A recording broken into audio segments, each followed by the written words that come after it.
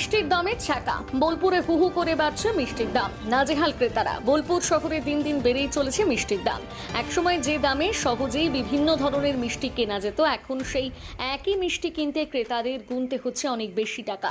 ফলে নিত্যদিনের কেনাকাটায় সমস্যায় পড়েছেন সাধারণ মানুষ।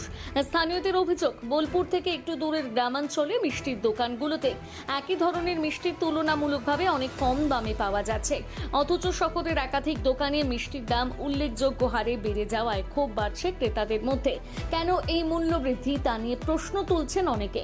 অন্যদিকে মিষ্টি ব্যবসায়ীদের দাবি, দুধ, ছানা, চিনি, ঘি সহ বিভিন্ন কাঁচামালের দাম বেড়ে যাওয়ায় বাধ্য হয়ে মিষ্টির দাম বাড়াতে হয়েছে।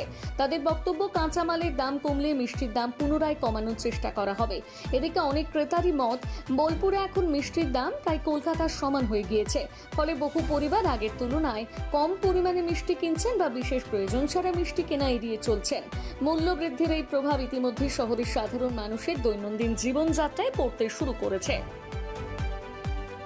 খুবই স্বাভাবিক যে মিষ্টির যে দাম বেড়েছে তাতে সাধারণ বা মধ্যবিত্ত বা নিম্নবিত্ত মানুষদের খুবই অসুবিধা। কারণ হচ্ছে এখন অতিথি আসা ছাড়া বা পুজো পার্বণ ছাড়া কেউ মিষ্টি কেনার কথা ভাবতেই পারছে না। এবং সবথেকে বড় কথা হচ্ছে বিভিন্ন পরিবারে বৃদ্ধ বা বৃদ্ধারা আছেন যারা মিষ্টির উপরে ডিপেন্ড করে তাদের আহার করেন, কিন্তু তাদের পক্ষেও একটা প্যাথেটিক হয়ে যাচ্ছে যে এরকম মিষ্টির দাম বাড়াতে। এবং আমরা দেখেছি যে জিএসটির দামও বাড়েনি, তা সত্ত্বেও বড় বড় শহরের মতো এই শহরেও মিষ্টির দাম সেই একটা আকাশ ছোঁয়া দামে পৌঁছে গেছে।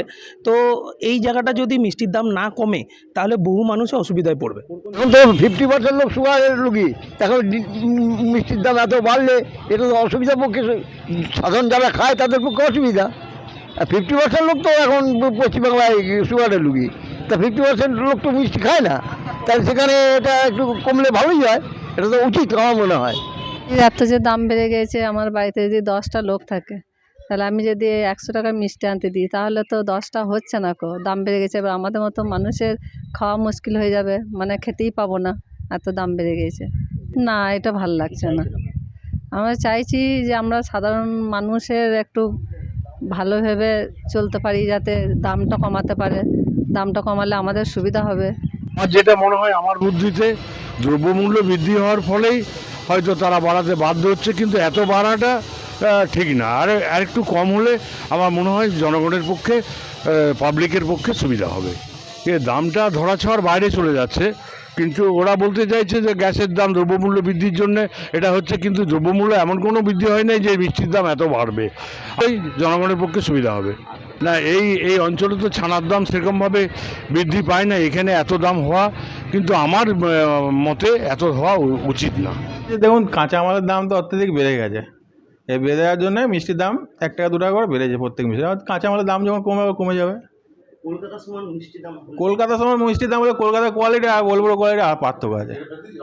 কলকাতায় একটা মিষ্টি 20 টাকা 25 টাকা রসগোল্লা, আর আমার এখানে 15 টাকা 20 টাকা রসগোল্লা। কলকাতা থেকে রাজভোগ খেলে আপনার কি বলবো, আর বোলপুরের রসগোল্লা খেলে একটা আলাদা টেস্ট, কলকাতার রসগোল্লা খেলে আলাদা টেস্ট।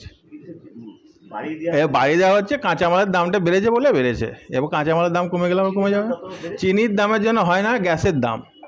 একটা গ্যাস 19 কেজি গ্যাস কিনতাম আগে 1750 টাকা দিয়ে, এখন সেই 19 কেজি গ্যাস কিনতে যাবে 3250 টাকা দিয়ে, জিএসটি চার্জ দিয়ে।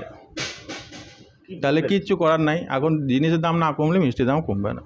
এটা যারা বলছে তারা ভুল বলছে, কারণ গ্যাস ছিল আমাদের 1200-1400 টাকা গ্যাস ছিল, সেই গ্যাস হয়ে গেছে 3250, এখন বোধহয় 3000 টাকা হয়েছে গ্যাস। তাহলে এবার বলুন, কোনো গ্যাসের দাম যদি 2.5 গুণ বাড়ে, তাহলে মিষ্টির তো দাম সেই তুলনায় তো বোলপুরের বাজার নেই, এখন বোলপুরের মিষ্টি সস্তা, এটা আপনি নিশ্চিত বলবেন। আমি বর্ধমান যান, মিষ্টির দাম বেশি আছে। কলকাতার তো কোনো মতেই কলকাতার সমান দাম নয়, আমি এটা দায়িত্ব নিয়ে কথা বলছি, কারণ কলকাতাও আমরা যাই, জানি যে কি আমাদের একটা পশ্চিমবঙ্গ মিষ্টান্ন ব্যবসায়ী সমিতি বলে একটা অ্যাসোসিয়েশন আছে, সেই অ্যাসোসিয়েশনে আমরা মিটিংয়ে যাই, আমরা জানি দেখি সব জায়গায় যারা বলছেন, আমার মনে হচ্ছে ওনারা একটু ভুল বলছেন। হ্যাঁ, চিনির দাম এখন অনেকটাই বেড়েছে। আগে তো 4250 টাকা নিচ্ছিলাম, এখন যতদূর মনে হয় 3950 টাকা দাম আছে। মালে তো জিএসটি নেই, নিয়ে বিল দেয়।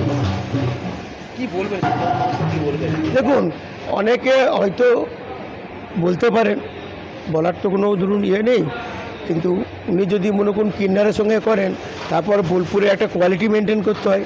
সব দোকানে একটা 19-20 কোয়ালিটি মেনটেন করেন। আপনি কিন্নারের মিষ্টির সঙ্গে যদি বোলপুরের মিষ্টি করেন, এটা আমার মনে হয় ভুল করছেন।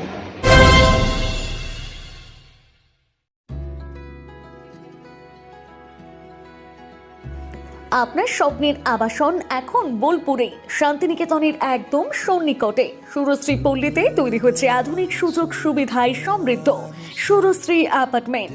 এখানে পাবেন সকল ফ্ল্যাট 2 বেডরুম যুক্ত, কমিউনিটি হলের সুবিধা, শান্ত নিরাপদ পরিবেশ। সুরশ্রী পল্লী থেকে শান্তিনিকেতন মাত্র হাঁটা পথ। আজই আসুন, দেখে যান আপনার স্বপ্নের ঠিকানা সুরশ্রী অ্যাপার্টমেন্টে। সীমিত সংখ্যক ফ্ল্যাট, তাই দেরি না করে যোগাযোগ করুন এখনই। স্বপ্নের বাড়ি শুধু আপনার জন্য। যোগাযোগ 9434122043 অথবা 7584895832। বোলপুরে একমাত্র বস্ত্র সম্ভারের স্পেশাল কালেকশন, স্পেশাল মানুষজনের জন্য। পরিবারের সকল সদস্যের জন্য কেনাকাটা করতে চলে আসুন রাধাশ্যাম আগরওয়ালা সুশীলের দোকানে। আপনার মন মতো পোশাকের সম্ভার নিয়ে হাজির আমরা। মহিলাদের জন্য হাল ফ্যাশনের নতুন কালেকশন, পুরুষদের জন্য আকর্ষণীয় ডিজাইনের বিপুল সম্ভার। এছাড়াও বাড়ির কচি কাচাদের জন্য রয়েছে বিপুল পোশাকের সম্ভার। এক জায়গাতেই, এক ছাদের তলায় পরিবারের সকলের জন্য পাবেন বিভিন্ন ধরনের পোশাক। বোলপুরে বস্ত্র ব্যবসায়ের একমাত্র ভরসা রাধাশ্যাম আগরওয়ালা সুশীল। যোগাযোগ Radhashyam Agarwala Sushil, Shantiniketan road, Bolpur. Phone number 7908094539।